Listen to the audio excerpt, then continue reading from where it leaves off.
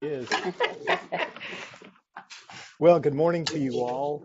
Um, I will tell you, I have been just waiting with bated breath, or as my old seminary professor used to say, a worm on my tongue. That's bated breath. Um, for the opportunity to be back with you.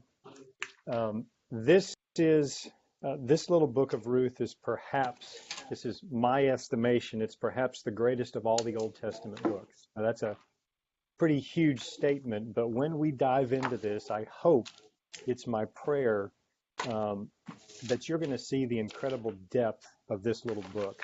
4 chapters, um, sits right in a very distinct time period, and it is a book that is so rich that you will come back to over and over and over again. I hope and I pray. So if you have your notes with you, um, in order for us to get into this book and get into it well, there is a tremendous amount of background information you need to have.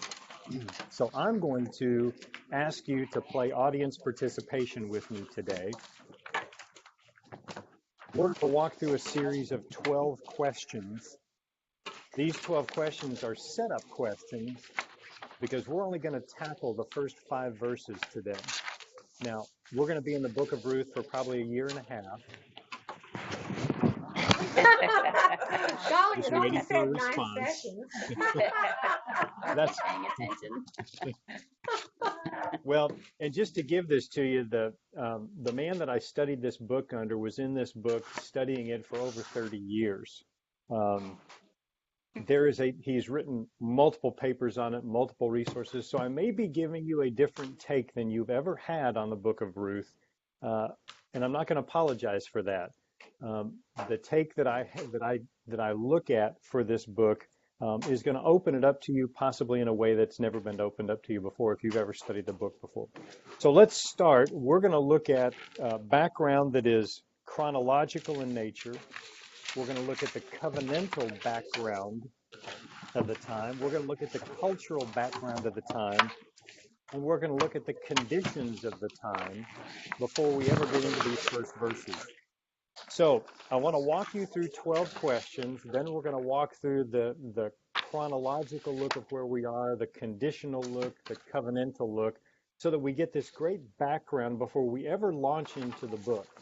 And this today, if you were to hear a story that started once upon a time, the reason the author gives you once upon a time is to set you in a time and a place. That's what all of this background is. And if you do not have this background, you really can't understand the book of Ruth. So I'm going to apologize on the front end. This is a lot of information to kind of lay on you, but it is my prayer that through this information, you really get centered on where the book of Ruth comes from. So here's the first question. The Old and New Testament is comprised of 7 different types of literature. You have epistles, which are letters. You have apocalyptic literature, poetry, prophetic literature. What type of literature do you think the book of Ruth is?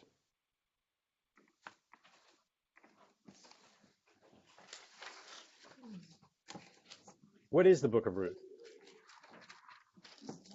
It's a story. It's a story. That is a type of literature, and it's a type of literature called narrative literature.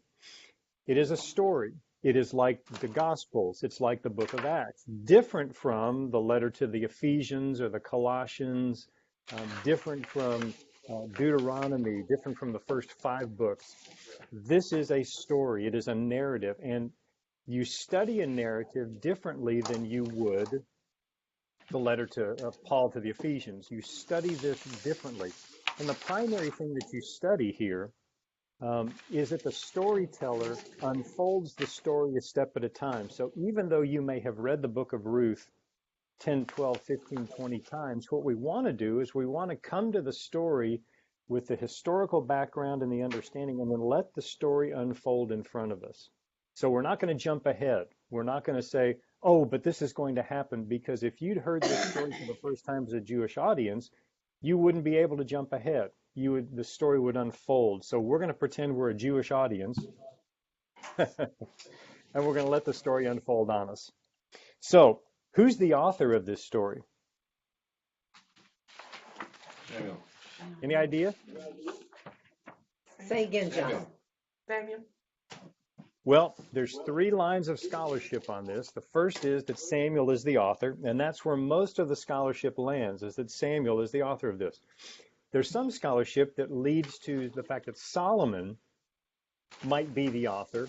And when you look at the balance in this story between human wisdom and godly wisdom, you really could see the godly wisdom of Solomon coming into play. The third potential is that it's Naomi herself, because what we learn in narrative literature is there is typically a single main character.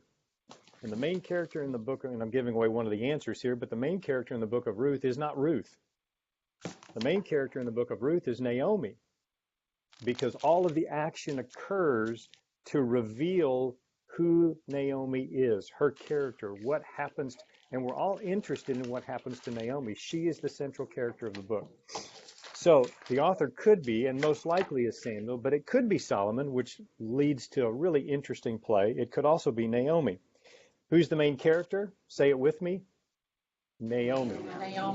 Naomi is the main character here. Yes, Ruth and Boaz, who gets introduced in chapter 2, are also main characters, but the primary character here is Naomi because we want to know what happens to Naomi. So when does the action take place? Do we know the time period in which the action takes place? Judges. Judges. The time of the judges. We learn this in the very first verse. It came to pass in the days of the judges, the time of the judges. And we're going to walk historically through the major events of the scriptures up to this point to see us now in the time of the judges. There was an interesting cycle that happened in the time of the judges, and the cycle was this. The nation of Israel would be enjoying the prosperity and the blessings of God, as so often happened with the nation of Israel, and frankly speaking, what happened with us as well. When we are enjoying the blessings of God, we have a tendency not to be dependent upon God. And so they would become disobedient. They would fall away. What God would do is he would bring oppression on them in some form or fashion. There would be oppression that would come upon the nation to drive them back to dependency. The nation would cry out for a judge. Probably the best well-known judge is the guy with long hair that gets his locks cut off, but very strong guy. His name is Samson. Samson. The judge would come. God would raise up a judge. The judge would then defeat the oppression, and the nation would then be restored in their relationship because they would desire to come back and be in relationship with God and enjoy that prosperity and blessing again. That's the cycle that happens in the book of Judges. So we're in that time, the time of this cycle: prosperity, loss of dependence, oppression, crying out for a judge, the defeat of the oppression, and the reestablishment of that relationship with God. That's the time of the judges. So who's the audience of the book? Who is the book written specifically for? Who are we pretending to be? Israel? Right. The book was written for the nation of Israel. And because it's included in the canon, it's also then we can learn, and the book could ultimately be written to us. But if you are a Jewish audience, this book is written specifically, this story is written specifically for a Jewish audience. And being a Jewish audience, there are certain things that you would know intuitively, that you would already have in your collective thought, and we'll talk through some of those in a little while. Naomi has a husband. His name is Elimelech. Anybody know what his name means? The translation of his name, Elimelech? His name means, my God is king. El is the Hebrew word for God. Melech is the Hebrew word for king. My God is king is what his name means, which is going to be an interesting, ironic interplay in the first 5 verses of this book. Anybody know what Naomi's name means? Joyful or something. Pleasant. Pleasant. Right. Yeah. Her name means pleasant, which is going to be a very ironic thing when we get to the end of chapter 1. Does anybody know what the name Bethlehem means? A city of bread or something. Bread. City or house of bread. Very good. Yeah. City or house of bread. And that's going to play very well into, because the story starts in Bethlehem, which is in the promised land, the land of blessing. This is where the story starts, and it's the place that they leave because there's a famine in the land. But there are going to be some other interesting interplays for Bethlehem in this whole story as well. They move from Bethlehem to Moab, the country of Moab. Does anybody know what the name Moab means? I think it's, dump. yeah. Oh, very Garbage. good. Comes from, yes, comes from Psalm 108, verse 9. Trash. Here's what it literally translates: wash pot. Now, we put a nice little phrase around it and call it garbage dump, but actually wash pot was the toilet bowl. So Ew. if you think about it, here's what Naomi and Elimelech do. They leave Bethlehem, the house of bread, of Judah, the word that means praise, and they move to the wash pot. They move to the garbage dump. So, anybody know what Ruth's name means? Friendship. Friendship, very good. It can also mean beauty. Beauty or friendship. It can be translated either way. So last two questions that kind of begin to center us here. Is Naomi Jewish or Gentile? Jewish. Jewish. Naomi is Naomi's Jewish. Jewish. Yes. Oh, Is- I had it backwards. Is Ruth is Ruth Ruth is Gentile. is Ruth Jewish or Gentile. Gentile? Gentile. Ruth is Gentile. When I shared with you at the end of last year that you were going to read this book a number of times and watch specifically for the words Ruth the Moabitess and when it's used, Ruth is a person who is, her heritage is the wash pot. This was a place that God said, don't go. It was a place that God, don't mingle. And there were a number of reasons. The whole Moabite clan came out of an incestuous relationship with Lot. They challenged Israel at a number of different places. God basically said, stay away from this land. So we get Naomi, who is Jewish, a child of God, in the family of God. And we get Ruth, who is an outcast, a Moabitess. That's traditionally what we read that word to say. Okay, so we have 12 fun facts there. Let me walk you now through a historical place on where we are. I'm going to ask for your help again. This historical place, we're going to walk through the main points of the Old Testament scriptures from Genesis 1 until Judges. Very quickly, let's start with, in Genesis chapter 1, in the beginning, God did what? Created. He created. So we have the creation story in Genesis chapter 1 and Genesis chapter 2. In Genesis chapter 3, we get the serpent who comes on the scene, and we actually get Adam and Eve and starts with an F, the fall, right? Yes. You tracking with me? We get the fall. We're looking historically, chronologically, what happened. Fall occurs. Cain and Abel, Adam and Eve. We then move to this guy with a boat. Rains 40 days, 40 nights. His name is Noah. This is actually the flood account in Genesis chapter 9. Interesting, and we're going to talk about this covenantally in a minute, but God says the same thing to Noah that he said to Adam. It's an interesting covenantal statement. Once we get the reestablishment after the flood, God tells humans, don't gather in cities, stay a nomadic people. And the reason he wants them to be a nomadic people is they are incredibly dependent upon themselves. If they go in and start building cities, they will be dependent upon each other. So he says, don't build cities. What do the people do?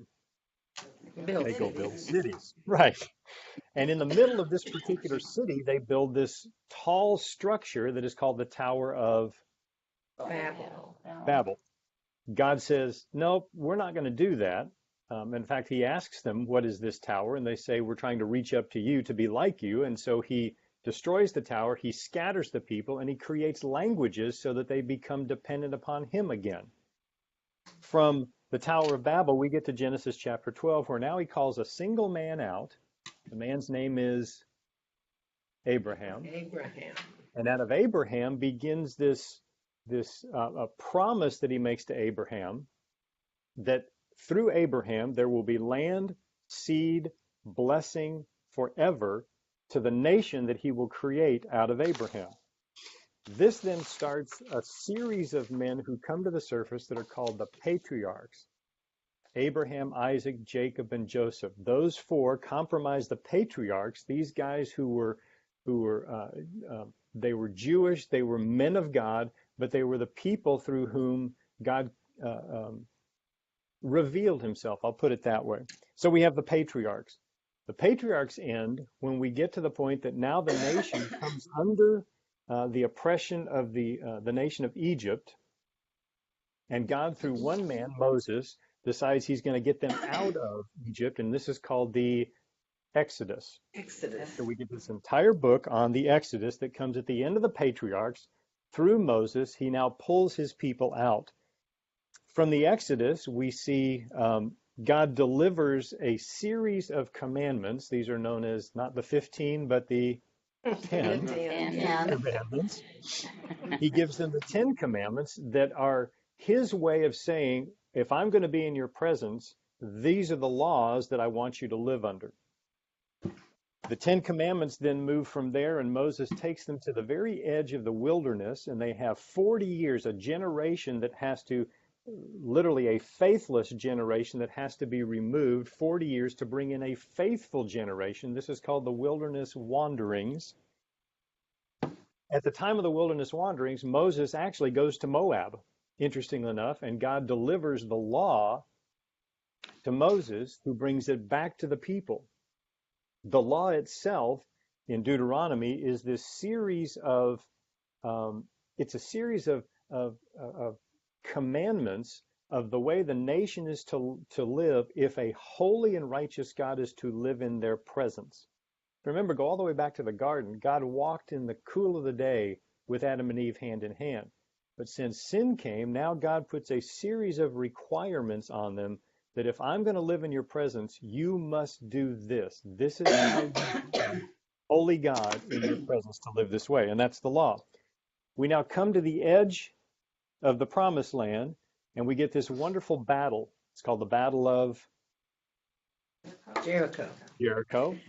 The Battle of Jericho is the last thing that has to occur before God gives his Abrahamic promise of giving them the land. They move into the land, which is called the Promised Land. The Promised Land, God makes good on his promise. And ultimately, when they come into the Promised Land, now we get to the time of the Judges, which is where the book of Ruth now begins. So we see this incredible statement all the way through historically from Genesis all the way up to the book of the Judges. And one thing is very clear. God has been unbelievably active in his creation. He has been incredibly active with his creation of people all the way through bringing a nation into existence and into the promised land and being faithful to his covenant promise. So you kind of have now the historical chronological look of where we are. Let's look very quickly covenantally at the promises God has placed on the people. Because if you were a Jewish audience listening to this story, this is all background information you'd already know.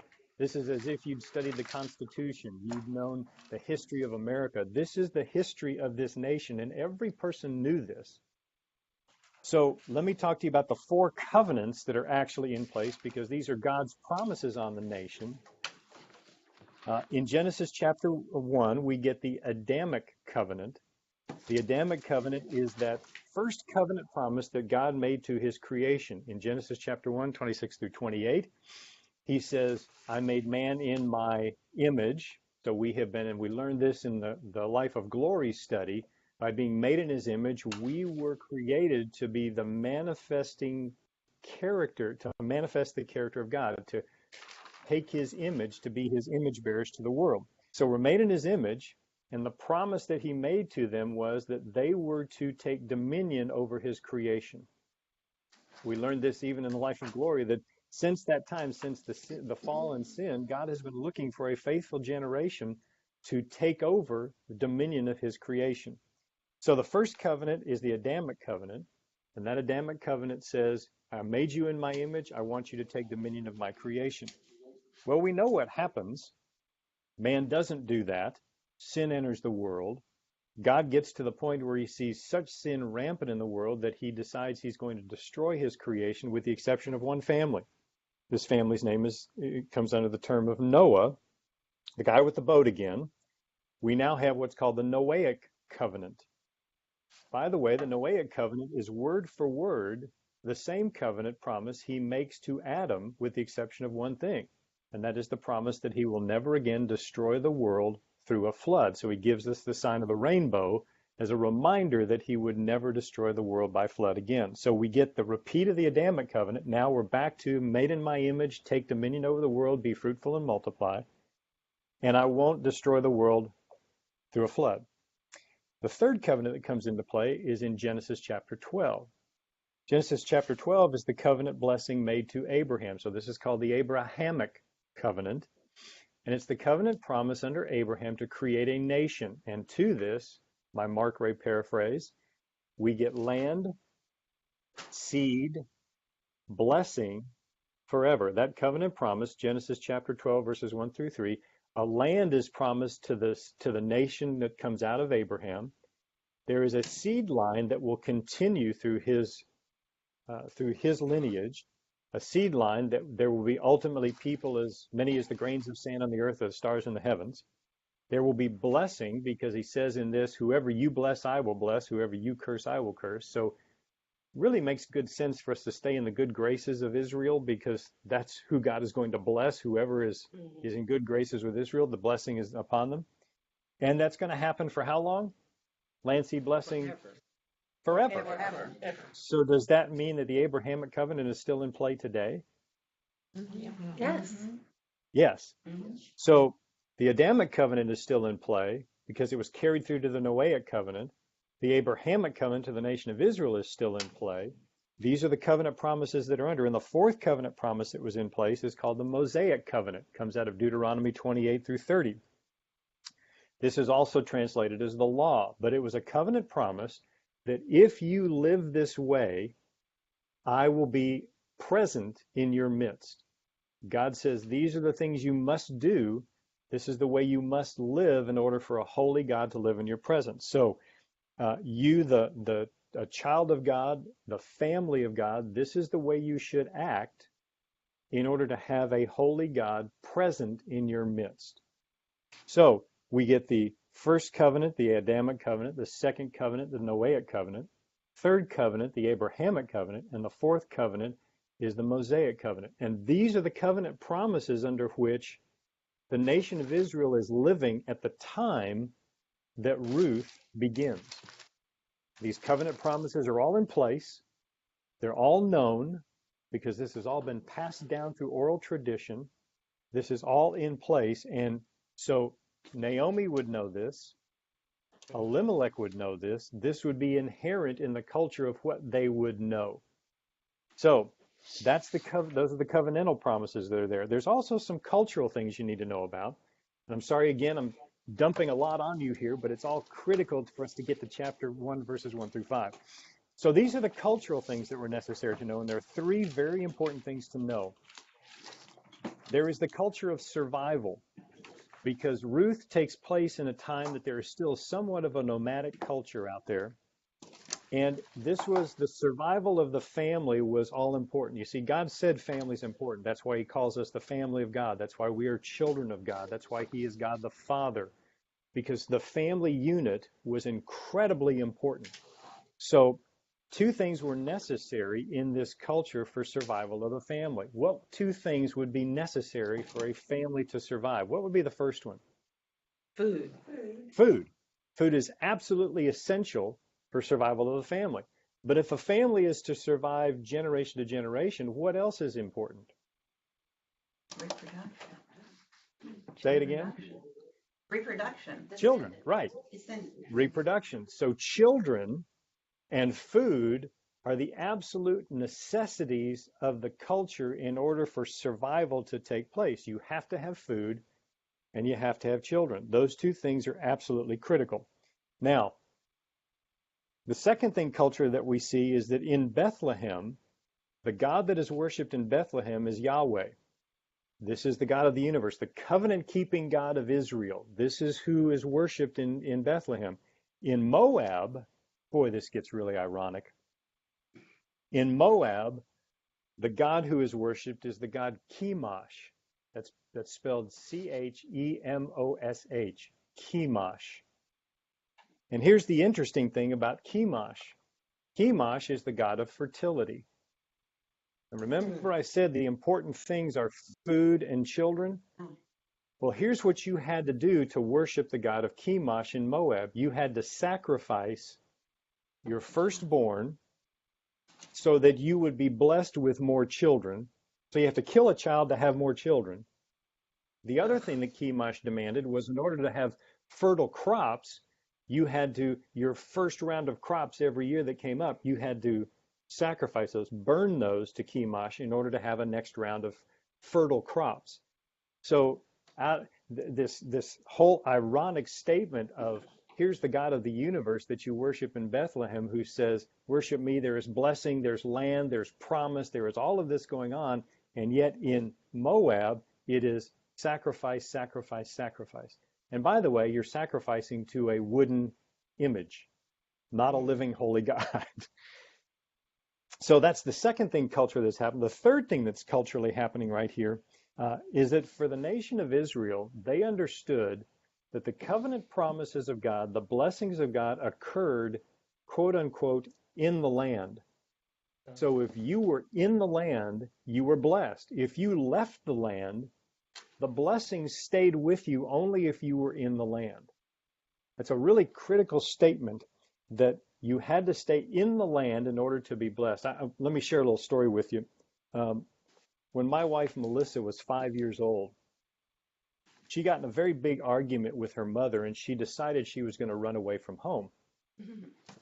She stomped up to her bedroom, opened her little suitcase, put all of her worldly possessions in her suitcase, packed it up, went out the front door, went to the very right corner of the yard, put her suitcase down, and sat on her suitcase. Well, a neighbor walked by after a little while and said, Melissa, what are you doing? She said, I'm running away from home. The neighbor said, well, you haven't gotten very far. She said, well, I'm not allowed to leave the land. I'm not allowed to leave my front yard. So here's the idea. What God tells the nation of Israel, the blessing is in the land. Don't leave the land, even if the situation doesn't look good. Even if you're mad at your mom, don't leave the land. This is where the blessing is. And what God is trying to tell the nation of Israel is the covenant blessing stays on you if you are in the land, and you're better off in the land, even in bad situations, than you are out of the land and out of the blessing of God. Can I have an amen to that one? Amen. Amen. We are always better off. And let me make the spiritual reference here, because we're going to make this all through this little book. We are always better off in Christ, in the land, in the blessing of Christ, than we are, no matter the circumstance, being out of fellowship with Christ. There's the New Testament spiritual translation. So we have the cultural situation is we have survival, which is literally you have to have food and children. You have to have service, who you're going to serve, the God Yahweh or the God Chemosh. And then you have this sustenance. The sustenance of blessing is only recognized when you stay in the land. So now we've looked historically, we've looked covenantally, we've looked culturally. Now I'm going to give you your final one. This is to look conditionally at what was happening. Let me read to you Judges chapter 21, verse 25. Judges 21, because we said we're in the time of the Judges. So this is the prevailing statement conditionally that was over the nation. In those days, there was no king in Israel, and everyone did what was right in their own eyes. Here's the conditional statement that was over the nation of Israel at the time. Everyone did what was right in their own eyes. I could say it this way, there's nothing new under the sun. We still today, and I'm sad to say it, when every time I come to the book of Ruth, I am convicted over and over and over and over again how I am a person that the first response I've got is not the response of God, what do you want me to do? My first response many times, too many times, is I want what I want when I want it. This is what I want to do. Everyone did what was right in their own eyes. And it's interesting to note in the time of the judges, there was no king in Israel because God was in personal relationship with them. They then ultimately will ask for a king because they no longer want God to be their king. They no longer want a holy and righteous God to be their king. They want to be like everybody else. Well, gee, you've heard the term that we want to be culturally relevant. Doesn't culturally relevant really just say we want to be like the culture? And here's the way the culture operates. Everyone did what was right in their own eyes. This is the cultural statement. So what this says is that there is an incredible statement made in the book of Ruth of human wisdom versus godly wisdom. What happens when we follow human wisdom versus what happens when we follow godly wisdom? And there is going to be a huge interplay between these two. Ultimately, the question is asked, who are you going to trust? Are you going to trust your own wisdom, what the culture says, what humans say, or are you going to trust what God says? And when you look back just at the book of Ruth and what's happened previously, and you see how God has blessed, the promises he's made, how faithful he's been to those promises, you have to ask the question, why am I not trusting God? Because he has shown himself faithful over and over and over and over again. And yet, I'm sad to say, how many times I do what I want to do, what's right in my own eyes. It's an incredibly convicting statement. It's one of the reasons why when the first time I ever taught this book to a group of guys and they said, oh, this is a chick's book, I said, you are absolutely wrong. This is not a chick's book. And John, I'm glad to see you're in this group today. Yes. Because this is not a chick's book. And as a matter of fact, we're going to find it is an incredibly convicting book. And this is one of the convicting statements.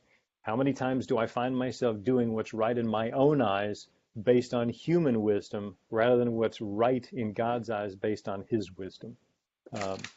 So are we clear? Any questions where we are up to this point? We have covered a tremendous amount of background history that was intuitive. It was naturally known to a Jewish audience. But you kind of have a little bit of the background, correct? Correct. Are we good? Questions? Yes. Okay. Let's look at, we're going to start with Mark? Ruth chapter 1. Mark? Yes. Yes. I have a question. Sure. You mentioned that Naomi is the main character Yes, in the ma'am. book. Would you say the unseen or unspoken character is God himself? No question. No question. But here's the reason why we don't call that out. Because typically, Ruth is one of those books that you rarely see or hear the name of God mentioned. There's only going to be one or two times that you actually hear or see God's name is mentioned. And one of those, interestingly enough, is this statement that Ruth makes about my God will be your God. And she actually uses the covenant name of God there, which means actually she had to learn it from somewhere. But the reason we don't is because this is one of the most practical, what's the word I'm looking for? Everyday, almost mundane books. All of these massive things that God has done all the way up to the book of Ruth. We get to the book of Ruth and it's almost as if we become mundane. It's just, this is normal life. And yet what we're going to see is how God enters into normal life. There's going to be one statement in chapter 2 where it's almost by coincidence this happened. And the Jewish audience is going, that ain't coincidence. I'm here to tell you. That's God moving all over the place. So that's a great statement. Yes, he is the unspoken main character of this, as he is throughout all of Scripture. As a matter of fact, when I asked who authored the book, I'm surprised nobody said God, because he actually did. And he did to show himself off. But it's interesting that God actually takes I don't want to say a backseat, but you don't get much of what he has shown up to this point, this God who arrives on the scene and parts the seas, this guy who opens the land, who defeats armies. We come into the book of Ruth and we get this outcast and this woman and this this very day-to-day story of going and gleaning in the fields. That's what we get in the book of Ruth. And yet, the monumental things that occur in the book of Ruth that affect even you and me today really almost pass unnoticed unless you really dig into it and find it. So great point. Great point. Okay, let me read verses 1 and 2. And then what I want to do is I want to read verses 1 and 2 with all of the knowledge that we have behind us. And the reason I want to do this is we're going to find in verses 1 and 2 what Naomi thinks she has. Verses 3 through 5, we're going to find what Naomi actually loses. So, now it came to pass in the days when the judges ruled that there was a famine in the land. And a certain man of Bethlehem, Judah, went to dwell in the country of Moab, he and his wife and his 2 sons. The name of the man was Elimelech, the name of his wife was Naomi, and the names of his 2 sons were Mahlon and Chilion, Ephrathites of Bethlehem, Judah, to the country of Moab, and remained there. Now, with all that we know, I want to reread this statement to you in what the Jewish culture would have learned and would have known at the time. And then we're going to look at specifically what Naomi thinks she has. All right? Now, it came to pass once upon a time, in the days in which everyone did what was right in their own eyes, there was a famine in the land. Now, let me say this. When there was a famine in the land, and this is in Bethlehem, so there's a famine in the land, there were 3 things that God did with a famine in the land. God brings a famine on the land as that oppression in the times of the judges to bring the nation back to himself. So he's trying, as a matter of fact, there are 3 actual things that God is trying to do with a famine. 3 reasons he brings a famine on the nation. The first is they're being disobedient. So this is, he's putting the nation of Israel in timeout. Okay? And the way I'm going to put you in timeout is I'm going to bring a famine. The second thing is he brings a famine on to delay something that may be getting ready to occur. So he brings the famine on to get the nation to readjust itself because he's getting ready to do something big. The third thing is it's simply the will of God. He is doing something in their midst to reestablish their relationship. Now, the interesting thing is in Deuteronomy and in Leviticus, here was the response the nation of Israel was supposed to have by law to a famine. You know what it was? Stay in the land. God's doing something. Stay in the land. The response is don't leave. The legal Mosaic covenant response to a famine in the land is God's at work.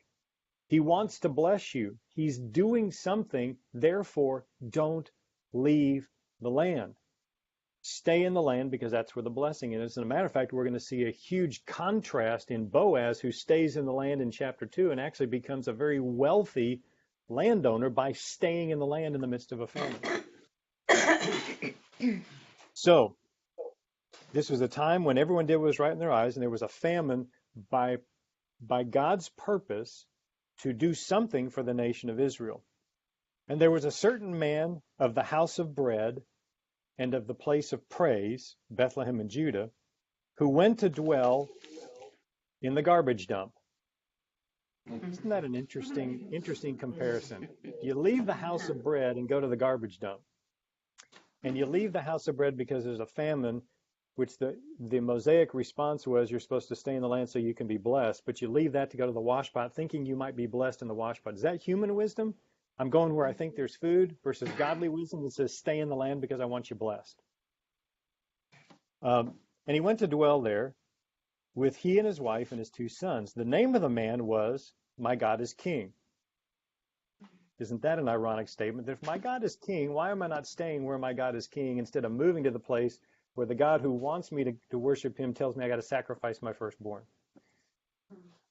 Whew. The name of his wife was Pleasant, who won't be at the end of chapter 1. And the names of his 2 sons were Mahlon and Chilion. Now let me just tell you how far Elimelech and Naomi had walked away from God. Mahlon and Chilion are covenant curse names. Mahlon means sickly. Mahlon means sickly, And Kilion means failing.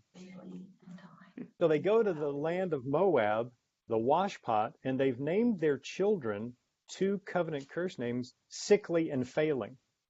How'd you like to have that for your name?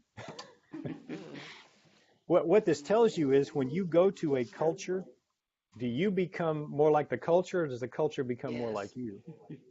You have a tendency to take on the culture itself.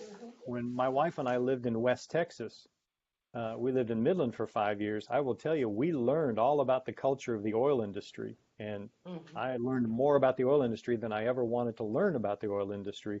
But I also learned about dust storms and deserts. And there was a certain part of the culture in West Texas that began to be infused in us. You take on the culture. They took on the culture here. They named their 2 sons, Mahlon and Kilion, Ephrathites of the house of bread and praise. And they went to the country of Moab and remained there. Now, so they moved to the washpot. And as a matter of fact, notice that the storyteller tells us they went to Moab 2 times in the first 2 verses. It's very important to the storyteller to tell us they've gone to a place they're not supposed to go. Based on the covenant response to God out of the Mosaic covenant, they were not to go to Moab. They were not to stay there. They were to stay away from there, but they were to stay in the land where there was blessing in the middle of a famine. Make sense? You got the phrasing? So here's what Naomi has when she leaves Bethlehem. She still has a husband. She has 2 sons. And she's going to a place where there is supposedly food. That's the human wisdom side of what's happening. So, Mark, can I ask a question? you sure can. Okay. I'm assuming that her 2 sons were born in Bethlehem. Yeah. So they were little kids when they moved to the dump. Yes. Okay, why would she name them sickly and, Just pitiful remember, or whatever? Yeah, sickly and failing. Here's Okay. the reason. The scholarship reason is that Naomi and Elimelech had already begun their movement away from. Remember the time of the judges? Everyone did what was right in their own eyes. Yes. That's still the prevailing condition of the nation at the time. As a matter of fact, most of the scholarship you read on this little book says Naomi is indicative of the nation of Israel at the time of the judges. She is the perfect image of who Israel was at the time. So already walking away, already moving away from a close relationship with the God of the universe. Make sense? Okay, thank you. Yes. Okay, so they leave this place, they go to the garbage dump, and by the way, at the end of verse 2, they remain there, and they're going to stay there 10 years. Now, typically, marriage age for sons, 14, 15, 16, 17, so they're teenagers, they're in their young years, but they're going to be in that place for 10 years. So this is what, in Naomi's mind, she still has food, she still has children, she still has hope, she still has a future. All of that is still in play in verses 1 and 2, but now the tension is going to be set up in this story, and this is a monumental tension because now we're going to see what Naomi loses.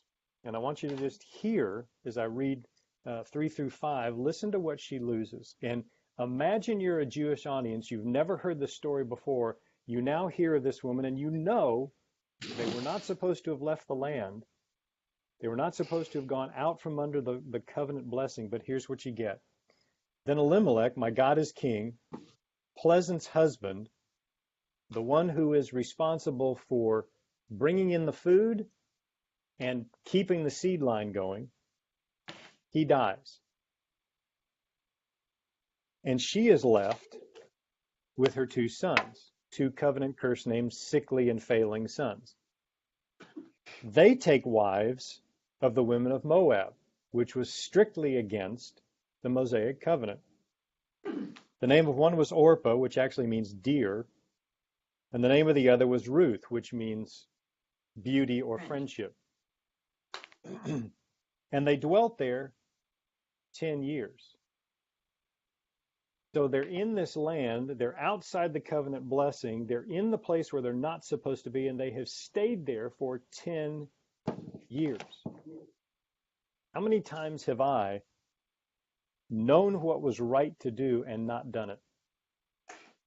And how long have I stayed in a place where I have walked away from God, and as I've walked away from God, I've said, I'm not going to return to that place.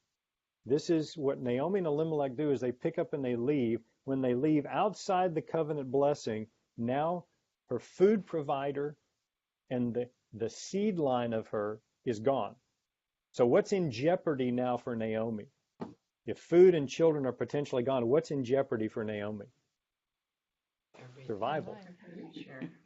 She's absolutely wondering about survival. So you can see from human wisdom, she says, okay, what we got to do is we got to go get husbands so I can have food and I can have children, continue the seed line. So Mahlon, Chilion, go get them, go get children. We've got to have this, we've got to have the family line continue.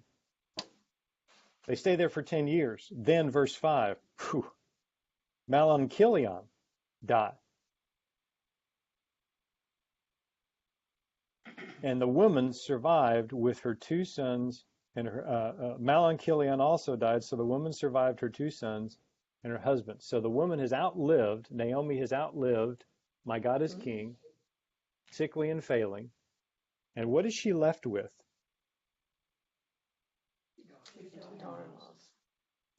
She's got 2 Moabite daughters-in-law.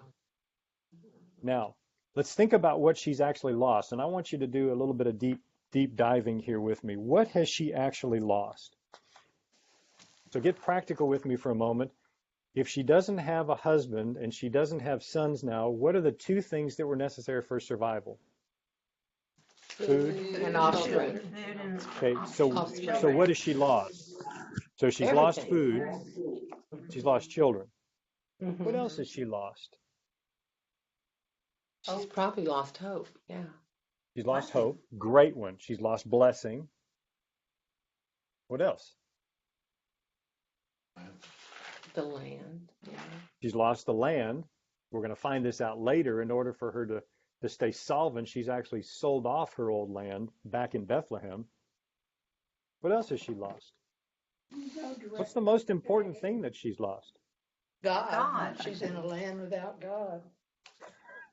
Yes. I have never heard it put that well. She is in a land without God.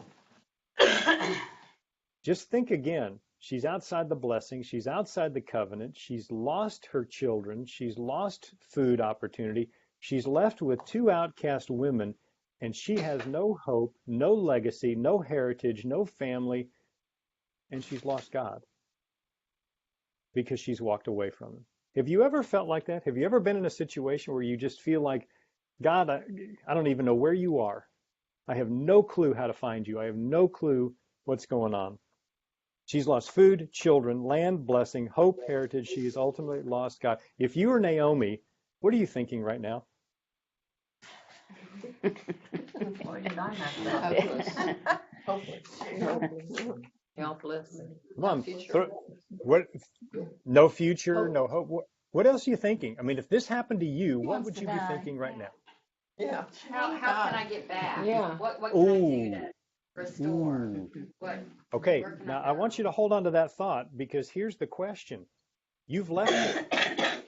Why in the world would you want to go back? Maybe she remembered the land seed blessing. Could be. Could be. She And we're did gonna- have a husband who, at one time, probably led them in scripture and told them of, because in Deuteronomy it says, write this on the doorpost, put it on your head, talk Yep. about it day and night. Well, here's an interesting thing, Diane. Ruth, we're going to find out at the end of chapter 1, Ruth learned something about God from somebody. From somebody. More than likely, she learned about it from Naomi, which means Naomi said a lot of things, but didn't do what she said. There's this huge, listen to what I say, but don't follow what I do. And we're going to find some, we're going to find some really difficult things that Naomi says and does at the end of chapter 1. that continues through chapter 2 and chapter 3 that play out from where she landed and what she's thinking right now. So this, I have no hope, I have no future, there's no children, there's no food, I'm sitting in the wash pot, I've got two outcast daughters-in-law, there is nothing left for me. Now, what would be her view of God right now? Is her view of God big or her view of God small? Way small. Bitter, angry. Yeah, Mhm. well, she's going to say that, and she's going to say that because God did this to her, but her view of God, is she viewing God right now as a God who could do anything? Who could part the Red Sea? Who could? I don't Who think could? she has a view of God at all right now. She's not even thinking of him. Well, she will, and I'm gonna argue that point when we get partly through chapter 1, because there's a remnant of it sitting there. But Good. but this huge play in Naomi, well, and this is part of my argument of the book. Too many times we think of Naomi as this marvelous character. Look at her incredible faith. What I'm going to show you in chapter 1 and 2 and 3 is that Naomi is walking in human wisdom after human wisdom after human wisdom after human wisdom. Not till we get to the end of chapter 3 that she goes, oh, God's actually here, and he's actually doing something. And it's really fantastic what he's doing. It's time for me to close my mouth and let God do what God can do.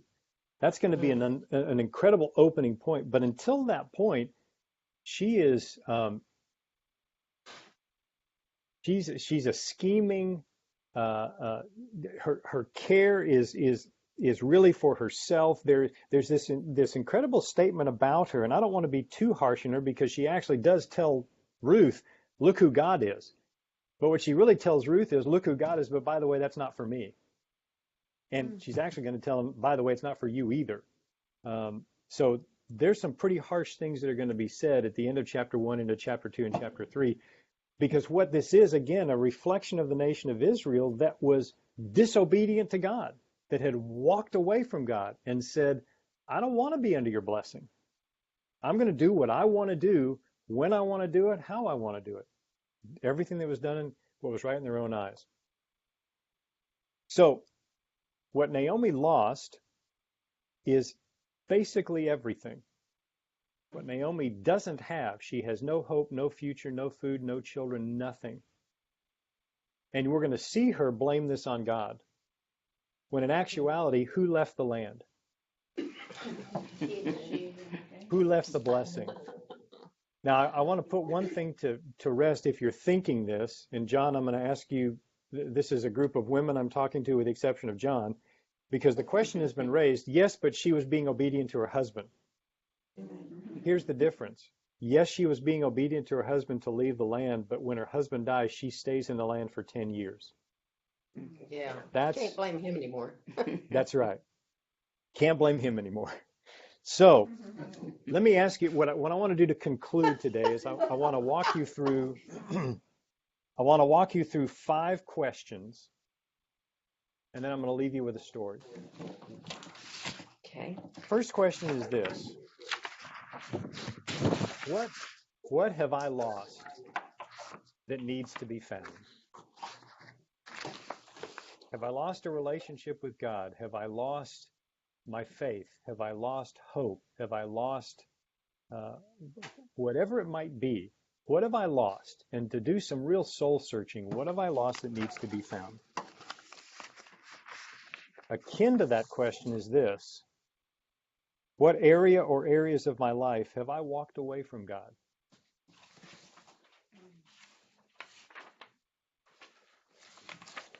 Some of these questions are in your notes already. You could just go back and underline them. Third question, what am I relying on? Human wisdom or God's wisdom? Because I will tell you 9 times out of 10, God's wisdom doesn't look like human wisdom. There's a famine in the land. God says, stay in the land.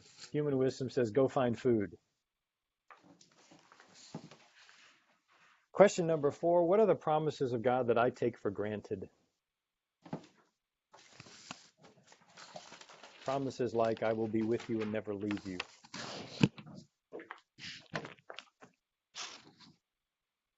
And the fifth question, what does God want me to do about it?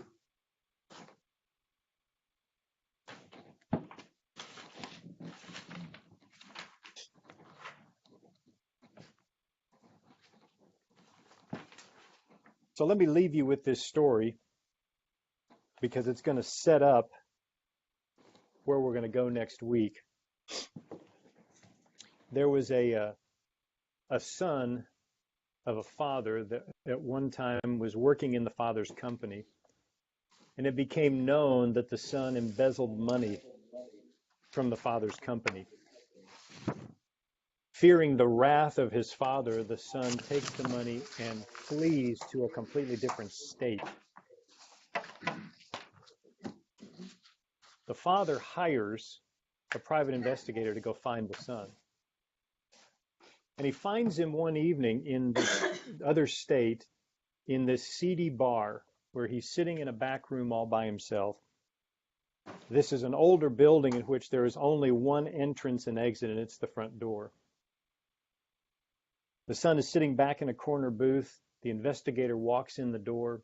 The son recognizes this investigator, and he immediately gets up and runs for the door. The investigator grabs, just as outstretched as he can, grabs the coat of the young son and pulls him back in, and he says, wait, I have a message from your father. And he hands him a letter. The son takes the letter. He looks at it, and he sees that the letter is actually a pardon from a judge for embezzling the funds. It is a written document, a legal document that says he's now been pardoned from embezzling the funds. The son takes that note, rolls it up in a ball, throws it on the floor, and he says, I still have to face the anger of my father, and I cannot do that.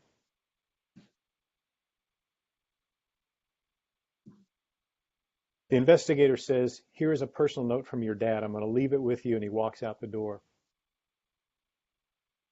The son opens the note,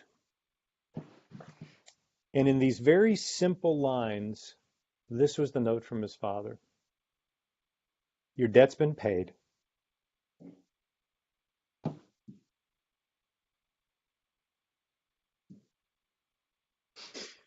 Your wrong's been pardoned. Your father loves you. Come home. The debt's been paid. The wrong's been pardoned. Your father loves you. Come home. The message that Naomi misses in these opening verses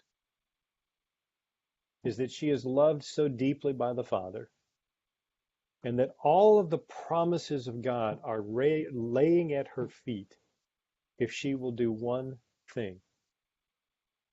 Come home. Come back to the land of blessing, where God can shower you with the abundant blessings of being in the land, the covenant promise of being in the land. When we're lost, sorry about that, that's a little emotional. When we're lost and we need to be found, what God says to us is, your sins are forgiven, your debt's pardoned, your wrong's been paid. I love you. Come home. What you find is that there is a place of blessing. And that place of blessing is in a relationship with the Father through Christ, led by the Holy Spirit. This is going to unfold for Naomi. And interestingly enough, it's going to unfold for her through the incredible nature of two people, an outcast named Ruth and a son of God named Boaz. She is going to learn. You're going to hear scholars over and over again say this is a love story, and I am absolutely convinced this is a love story, but it's not a love story between Ruth and Boaz. This is a love story of two people for the God of the universe. And it's how their love plays out and affects Naomi through this whole book. That's what we're going to uncover. Thank you for letting me take this time to just pour out on you all of this content, but I think you're going to begin to see that was absolutely necessary for you to place yourself in the midst of this, to understand where we're going with this little book, and to see the richness of this. Questions, thoughts, comments? Excuse my emotion. That's No, we're all crying. You don't hear us Yeah. sniffing? just the reminder that God calls us home all the time, calls us back to the blessing of being in his presence is just, it's beyond me. So Mark, I'm so questions, thankful that you backed up and did all of that, because it's bringing this book alive. I mean, I read it for the last several weeks, how many times, but when you begin to know the background and put it all together, thank you for doing that. Thank you. absolutely. I will tell you, it's not an easy look at the book, because we typically want to see Naomi as a hero, and she's not. In the first 3 chapters, she is not. But we see God using the circumstances, Naomi, Ruth, Boaz. We see God using every means he can to bring Naomi back into being blessed by him. And that's what he calls us to. And that's where I see myself in Naomi time and time again. And it's difficult sometimes to hold the Naomi mirror up to my face, where I'd really like to say I'm a Boaz or I'm a Ruth, but too often I'm Naomi. Thank you all. I appreciate it. Are there questions? Are there anything you want to talk through real Y'all quick? have questions, now's the time. He's here. I was just thinking, as you were telling that story of being a prodigal, how Naomi is in a far off country. Yes. And how I can be in a far off country. And until I come to my senses, until she comes to her senses, a light bulb clicks on. Yep. Well, and the beauty of the prodigal story is, where's the father? Father's waiting for you to come home. The call is out there to come home. It's a beautiful story. Come back to the land. Come back to the blessing. Yes. So we're going to be next week, we're going to be in verses 6 through 14. Be a good idea. And there is one repetitive statement in verses 6 through 14 over and over again. We're going to dive into some Hebrew next week. It's going to be a whole lot of fun. We're going to actually dive into 5 Hebrew words that will basically open up the whole book for you. So be looking for that. And any other questions?